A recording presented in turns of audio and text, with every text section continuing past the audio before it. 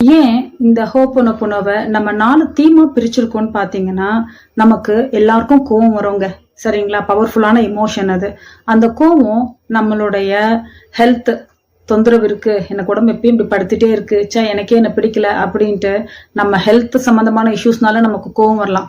ரிலேஷன்ஷிப்ல வீட்டில் வர பிரச்சனைகள், வெளியே நமக்கு கூட இருக்க ஃப்ரெண்ட்ஸ், எக்ஸ்டெண்டட் ஃபேமிலி மெம்பர்ஸ், இந்த மாதிரி விஷயங்கள்ல நமக்கு கோபம் வரலாம், அவங்களோட இருக்கக்கூடிய கான்ஃபிளிக்ஸ்ல. அடுத்து வேலை வீடு பேலன்ஸ் பண்ண முடியாம நடக்கிற சம்பவங்களால நமக்கு கோவம் வரலாம். அடுத்து நமக்கு இருக்க இன்னைக்கு நிதி சூழல் எப்படி இருக்கு, பணப்பற்றாக்குறையோ பிரச்சனையோ ஏதோ ஒன்று சம்பந்தமா கோவம் வரலாம். கோவம்ன்ற ஒரு இமோஷன் எந்தெந்த ஏரியாலலாம் எப்படிலாம் நம்மளை இது பண்ணுது பாருங்களேன்.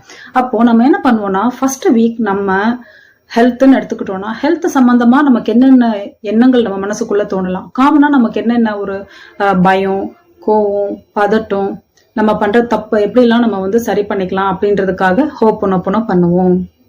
அதை டெய்லி ஒரு விஷயம் எடுத்து பண்ணுவாங்க. இதே மாதிரி ரிலேஷன்ஷிப்க்கு, அடுத்து career and work life balance, 4வது மணி, இப்படி நம்ம தொடர்ந்து செய்துட்டே வருவோங்க.